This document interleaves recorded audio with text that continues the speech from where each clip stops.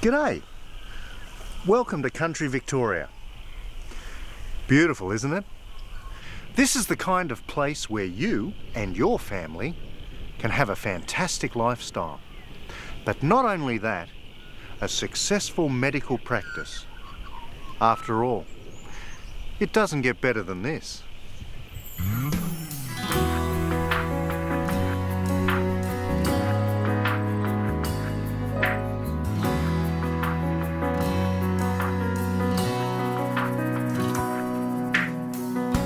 I'd like you to meet some of the country GPs here in Northern Victoria to hear how they work and enjoy the country lifestyle.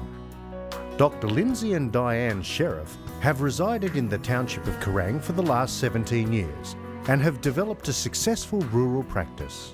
So Lindsay and Diane, country life has suited your lifestyle in many different ways.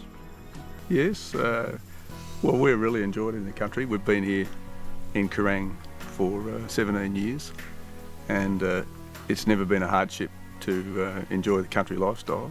I think for us it might be easier than most to be introduced to that because we were brought up in the country, but nevertheless we know plenty of people in Kerang who weren't and who similarly enjoy the country lifestyle. It's got a lot of attributes. The lifestyle has been good for me as a working person and as a mum. I've found it a great place to bring up kids. It's good to know that your children can go down the street on their bikes and wobble all over the street, and that because the streets are wide and the traffic is light, that they're safe. It's been good to have people who've been able to help us at a minute's notice. Even though we don't have family around here, we've been able to call on a friend in the middle of the night when we've needed it. And so it's just been a good, safe place to live. Dr. Peter Graham is a semi-retired general practitioner residing in Cohuna in country Victoria. Peter indulges himself in his passions of winemaking and fishing and tells a great story of life as a rural GP. Life as a country GP is interesting and varied. One minute you can be delivering a baby, the next minute you can be perhaps taking an appendix out or seeing someone with a disturbed psychiatric condition. It's the variety that's so interesting about this sort of life. What does life in Cohuna offer Peter Graham? Well, I suppose you can say this: I've retired in Cohuna, so that means I must like the life. And what I like is the proximity to the bush. We live virtually on the edge of the Gannawarra State Forest, which is a huge floodplain of the Murray River with swamps and billabongs, wildlife, forests, and eventually if you go far enough north, another 6 k's, you've got the Murray River. It's a wonderful natural resource for camping and hiking and all sorts of passive recreation. What do you see as the main attraction for city-based GPs to move out into this area? I think one of the main attractions, apart from the beauty of the area and the proximity to all these natural advantages, is to have a very active and efficient hospital as a backup. That is something that you cannot do without if you're practicing in a country town. And Cohuna Hospital has maintained its long tradition of being an acute hospital. The townships of Kerang and Cohuna have a vast range of local services. Swimming pools, libraries, lakes, national parks and schools, including primary, secondary and private.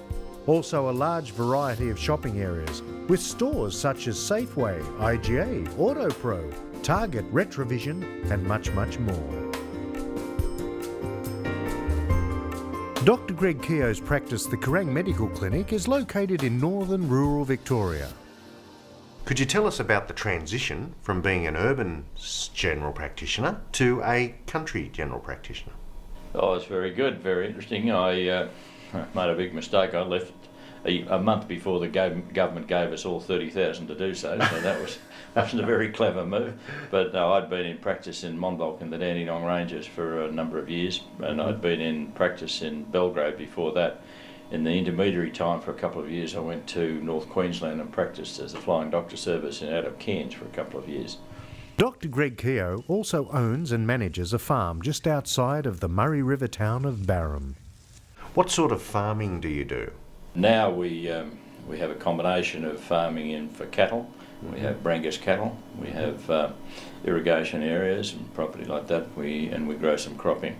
We also have a natural red gum forest which we harvest. Greg, if you could sum up the last 14 years in rural practice, what would be the highlights for you? Well, country life is something I've always enjoyed. I enjoy the idea of looking after the patients in hospital. I have restricted my practice a bit now that I don't do the obstetric side of it, so I don't necessarily see the very younger patients, but certainly dealing with the families and the extended families and all that sort of is very good. The fact here that you can look after your own patients to a level, as I said before, that you feel competent and comfortable with. You can get all the investigations that you need done here, usually quicker than you can get them done in the city. You can ring Bendigo and get CAT scans and MRIs and all those sorts of things really more efficiently and more quickly than the city nowadays. With modern communications, we get our X-ray reports back sometimes within 20 minutes, even though it's been electronically transferred. We get our pathology communications through the computerisation. Kerang's one of the few places left in Victoria where you're not overwhelmed by specialists. We do have specialist doctors come here and we get specialist advice, but you still are able to look after your own patients in the hospital to the level at which you feel comfortable with and to which you've been trained. Peter, what sort of medical procedures do you have to deal with here in the country? Well, it depends what comes through the door, but basically we deal with everything from when a baby's born to when someone dies, and the initial management of everything in between. And you also have to do radiography as well, don't you? After hours, when the radiographer's not around, we do plain x-rays, and I've been doing ultrasound for the last 20 years, so I still do ultrasound, but not as much as I used to. There's a bit more specialist backup than we used to have. How did you start in Cohuna?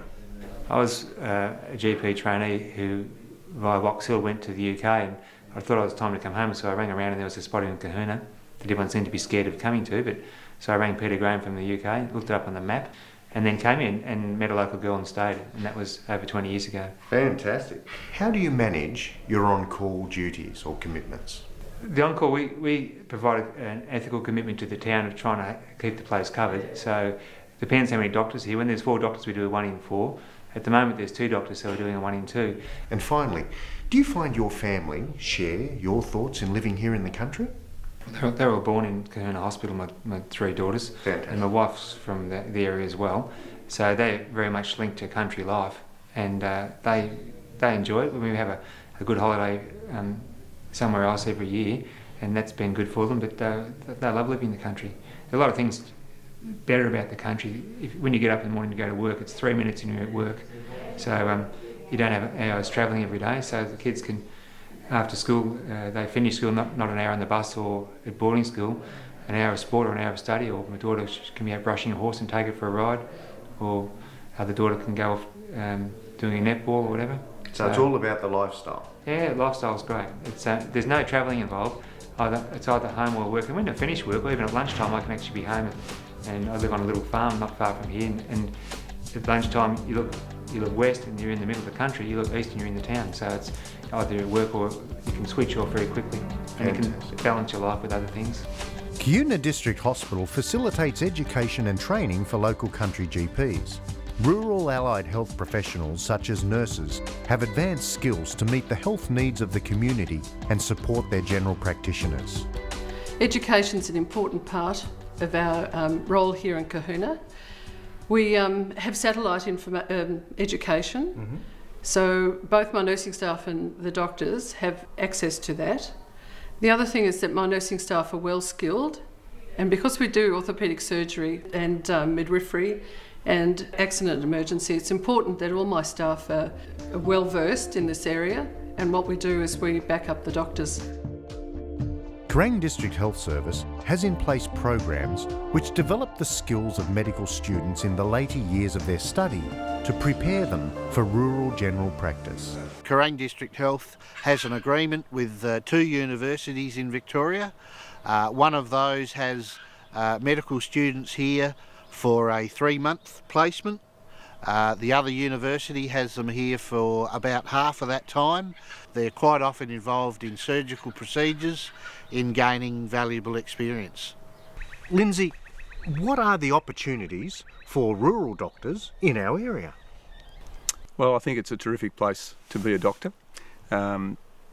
Kerang and towns like it are a special size for a medico to come to, where as a general rural practitioner you're able to work in your own clinic as well as work in the local hospital and be responsible for admitting and caring for patients there.